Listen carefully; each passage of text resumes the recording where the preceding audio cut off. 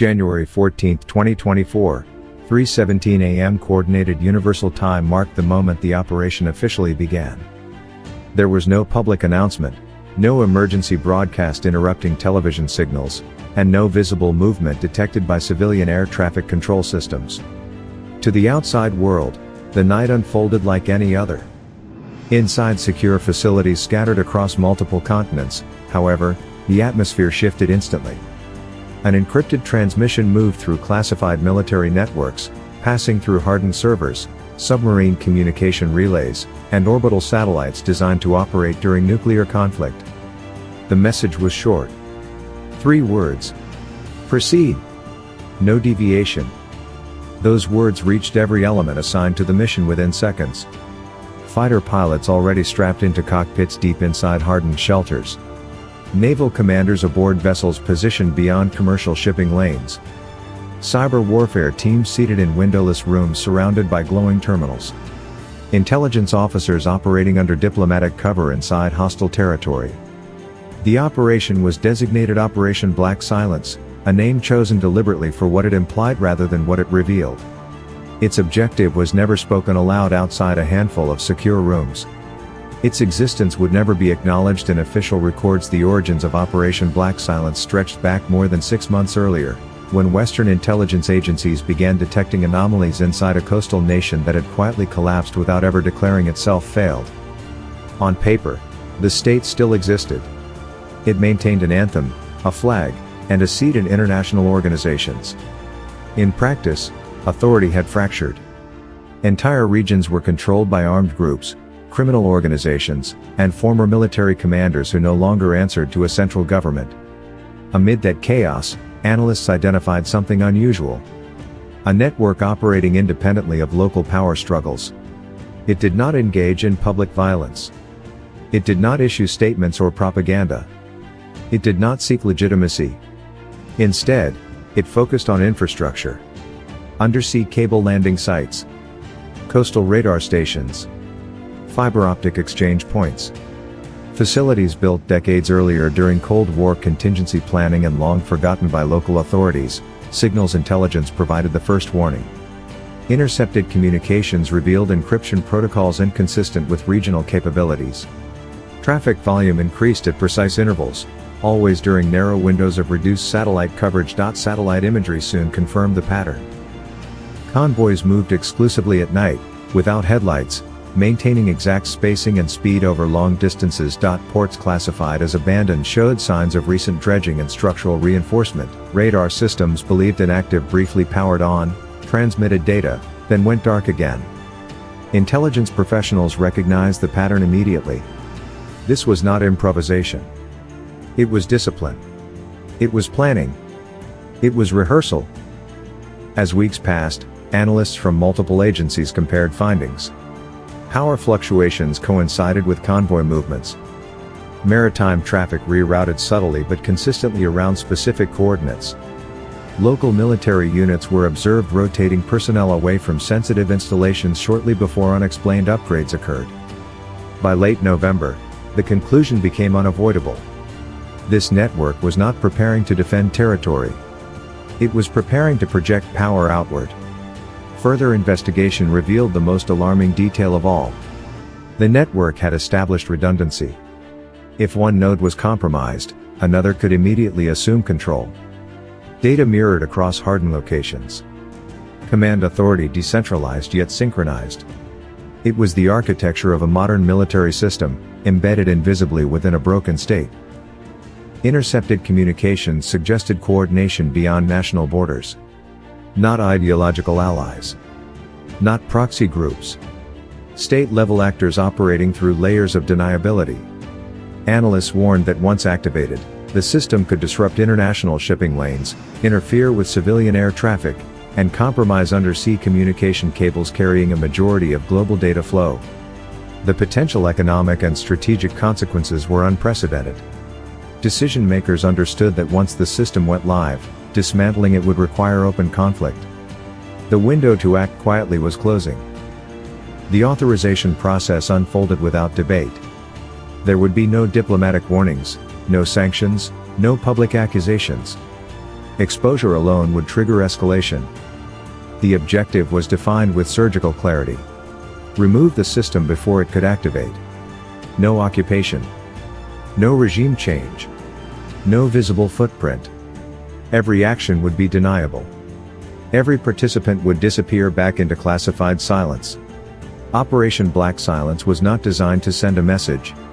It was designed to ensure that no message was ever sent at all. At exactly 3:17 a.m. Coordinated Universal Time, the first phase of Operation Black Silence moved from planning into execution. No aircraft crossed borders. No ships altered course. No explosions marked the opening act. The initial strike unfolded entirely inside systems never meant to be seen by the public. Cyber warfare units that had spent months, in some cases years, mapping foreign digital infrastructure activated their payloads simultaneously. Malicious code propagated through civilian and military networks at machine speed, exploiting vulnerabilities deliberately left unpatched, credentials quietly harvested long before the operation began, and access points embedded deep inside legacy systems. Power distribution nodes failed first. Not catastrophically, but sequentially, cascading in a way designed to overwhelm human response. Control rooms registered alarms faster than operators could acknowledge them. Automated safety systems attempted corrective action and instead accelerated the collapse. Across the country, cities dimmed, then went dark. Emergency lighting activated briefly before failing as well. Backup generators engaged, only to shut down seconds later when corrupted control logic misread sensor data and triggered automatic failsafes. To civilians, it appeared as another infrastructure failure in a nation accustomed to them. To military commanders, it was something far more alarming. Radar arrays froze mid-rotation. Data feeds vanished from command screens. Secure communication channels dropped without explanation. Units attempted to re-establish contact through secondary networks, only to find those compromised as well. What remained was fragmented information, outdated status reports, and a growing realization that situational awareness had collapsed. The blackout was not limited to electricity. Telecommunications infrastructure suffered targeted degradation. Cellular networks experienced cascading authentication failures. Fiber optic traffic rerouted into dead loops, creating the illusion of connectivity while transmitting nothing. Satellite uplinks registered interference patterns consistent with deliberate jamming, though no source could be identified. Military command centers attempted to shift to hardened, isolated systems designed for wartime continuity. Those systems came online briefly, then began displaying corrupted data streams that could not be trusted. Orders were issued, retracted, then contradicted as commanders struggled to determine what was real and what was deception. While the defenders fought confusion, the second layer of the operation unfolded silently overhead. Advanced electronic warfare platforms positioned beyond national airspace began saturating the electromagnetic spectrum with noise precisely calibrated to overwhelm search and tracking radars without triggering obvious alerts. The jamming was dynamic, constantly shifting frequencies and power levels to mimic environmental interference. To operators watching degraded radar screens, it looked like equipment malfunction rather than attack. This ambiguity was intentional. Every minute spent troubleshooting was a minute not spent responding. Stealth aircraft crossed the coastline at low altitude, exploiting gaps in radar coverage created by the blackout and electronic suppression. Their profiles were invisible to degraded sensors, their communication links tightly controlled to minimize emissions. They did not fly in formation. Each aircraft followed an independent route calculated to avoid predictable patterns. Their mission was not to strike yet, but to observe, confirm, and prepare. Sensors mapped residual air defense activity in real time, feeding data back through secure satellite channels immune to local interference. What they saw confirmed intelligence assessments. Surface-to-air missile batteries sat idle, crews unable to receive coherent orders. Early warning radars transmitted sporadically, their data useless without centralized processing. Air bases remained quiet, pilots grounded by uncertainty and lack of authorization. Inside the country's military hierarchy, confusion deepened into paralysis. Commanders issued conflicting directives based on incomplete information. Some units were ordered to stand down, others to mobilize, others to hold position indefinitely. Without reliable communications, coordination collapsed. Friendly units mistook each other for threats. Logistics chains froze as automated systems failed to process requests. Fuel depots could not confirm inventory. Ammunition stores could not verify access permissions. The architecture of modern warfare, dependent on data and synchronization, had turned against its owners. The blackout served multiple purposes beyond disorientation. It masked movement.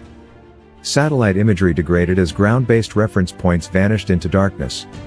Civilian activity ceased, emptying roads and ports and removing visual clutter.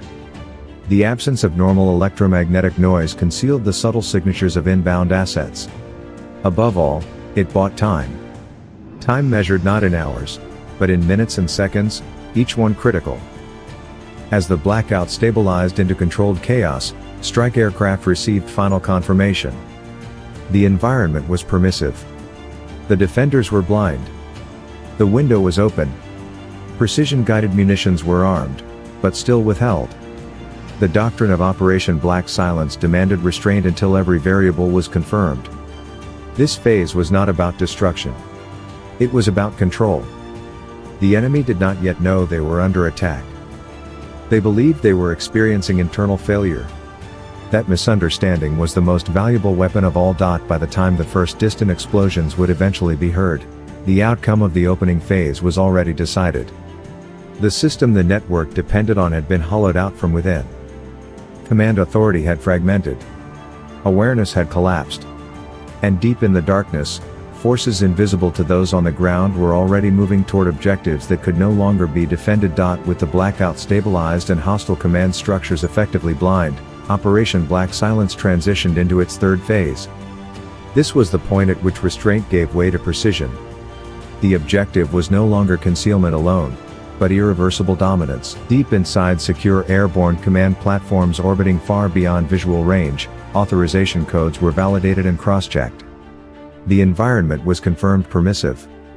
Residual defensive capability existed, but it was fragmented, uncoordinated, and operating on outdated information. That was enough. The first strikes were surgical. Stealth aircraft already inside the battlespace released precision-guided munitions against selected radar installations that had briefly reactivated during the blackout. These were not the largest systems, nor the most visible. They were the ones that mattered most. Mobile tracking radars positioned to cue missile batteries. Data relay nodes linking regional sensors to central command. Fiber junctions feeding hardened bunkers buried beneath reinforced concrete. Each target had been modeled in detail months earlier. Impact points were calculated to destroy function rather than maximize spectacle. Explosions were brief, contained, and immediately swallowed by darkness. As those strikes landed, electronic warfare intensified. Jamming profiles shifted to aggressive suppression. Radar emissions detected across the spectrum were immediately targeted. Some were blinded. Others were destroyed outright by anti-radiation weapons homing in on their last transmission. Operators who attempted to reboot systems found themselves painting targets on their own positions. Within minutes, the remaining air defense network degraded into isolated pockets incapable of mutual support. High above, command and control aircraft maintained constant surveillance. Their sensors tracked every airborne object, every missile launch attempt, every anomaly. Data flowed in real time to decision makers who could see the entire battlespace as a single, coherent picture. The defenders, by contrast, saw nothing but fragments. Reports arrived late or not at all. Units fired blindly into empty sky, guided by guesswork and fear rather than targeting data. Once air dominance was confirmed, the operation expanded outward.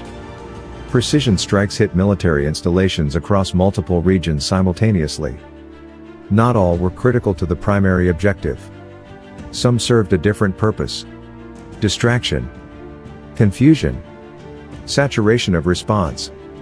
Fuel depots erupted in controlled fires designed to burn without catastrophic secondary explosions. Runways were cratered just enough to deny use without destroying surrounding infrastructure.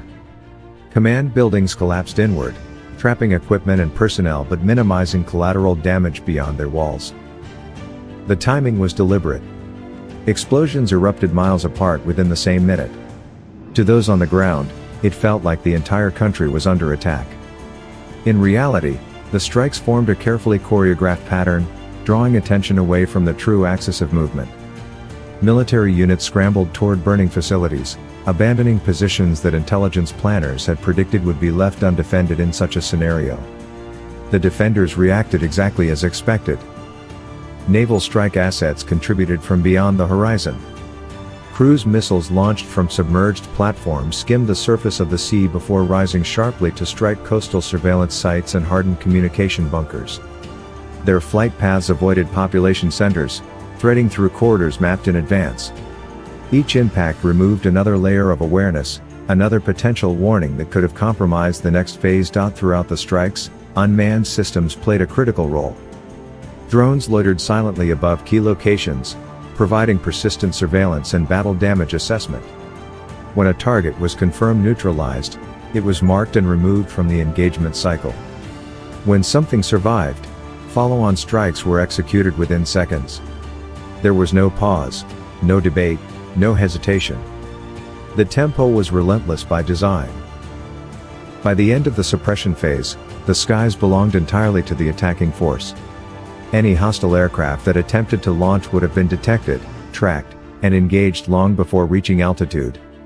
Missile systems sat silent, their crews either unable or unwilling to power up systems that had already betrayed others.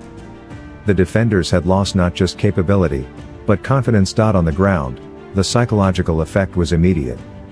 Soldiers sheltered in place, unsure whether movement would expose them to unseen sensors. Commanders hesitated, waiting for orders that never came.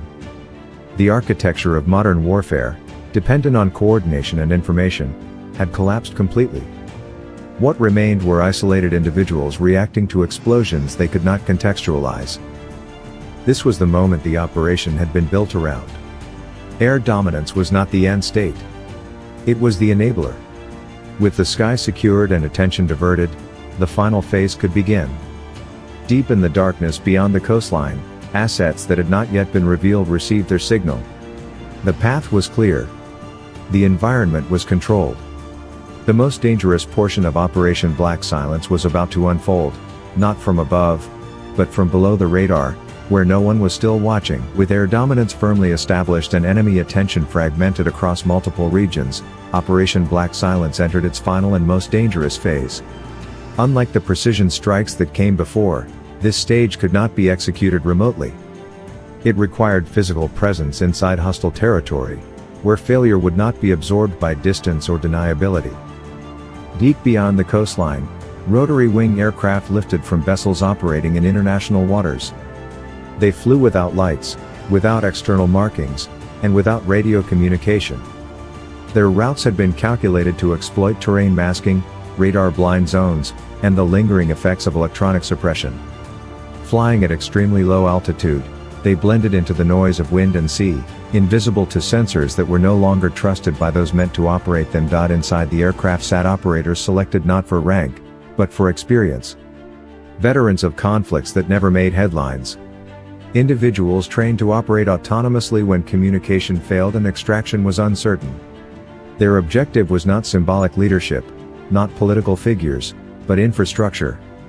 The physical core of the network that intelligence agencies had mapped piece by piece over months. An underground command complex built beneath an industrial zone officially listed as abandoned. Reinforced concrete. Redundant power. Hardened data vaults. A facility designed to survive conventional attack and continue functioning in isolation. The aircraft crossed into hostile airspace without detection. Electronic warfare assets overhead maintained a protective envelope, suppressing any radar emissions that attempted to activate. Unmanned systems scouted landing zones in real time, confirming that predicted security gaps existed exactly where planners expected them. Ground resistance was minimal, not because it was absent, but because it was uncoordinated. Guards received no clear orders. Patrols followed outdated schedules. Cameras fed into systems no one was monitoring. The insertion was executed with mechanical precision. Aircraft touched down for seconds at a time, releasing operators who vanished into darkness before lifting off again. No perimeter alarms sounded. No distress signals were sent. The assault force moved quickly, bypassing outer structures and focusing exclusively on access points identified during intelligence preparation. Entry charges breached reinforced doors that had been tested repeatedly against identical replicas in classified facilities thousands of miles away. The time between first contact and interior control measured in seconds. Inside the complex, resistance collapsed almost immediately. Personnel were found confused, unarmed, or attempting to destroy data without coordination. Some surrendered. Others fled into corridors that led nowhere. The operators moved methodically, room by room, following a sequence memorized through repetition. Every junction, every doorway, every choke point had been rehearsed. Data centers were isolated first. Power was cut selectively to prevent automated purges. Physical storage was seized or destroyed according to pre-assigned priority lists. The objective was not intelligence exploitation. It was neutralization. Within minutes, the core of the network ceased to function. Servers went dark permanently. Redundant systems failed to activate, their synchronization already disrupted by earlier cyber operations. Communication links fell silent one by one. Whatever external actors had been coordinating with the facility lost contact without explanation. To them, it appeared as sudden disappearance rather than attack. With the objective secured, the operators transitioned immediately to extraction. Lingering increased risk without benefit.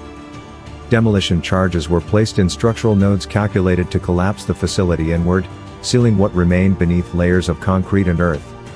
The collapse was controlled, contained, and final. From the surface, it would later be described as an industrial sinkhole. No investigation would uncover what had truly existed beneath it. The extraction aircraft returned on pre-planned routes, lifting operators away from a battle space that no longer posed meaningful threat.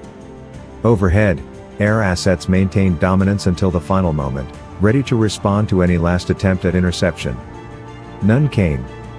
By the time local military units began to re-establish fragmented communication, the assault force was already beyond reach, moving back toward international airspace where jurisdiction dissolved into ambiguity. As dawn approached, the blackout began to lift in stages. Power returned unevenly. Communication sputtered back to life.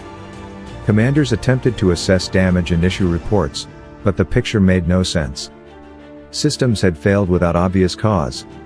Facilities had collapsed without witnesses. Infrastructure that had taken years to assemble had vanished in a single night. Official explanations followed predictably. Infrastructure failure. Internal sabotage.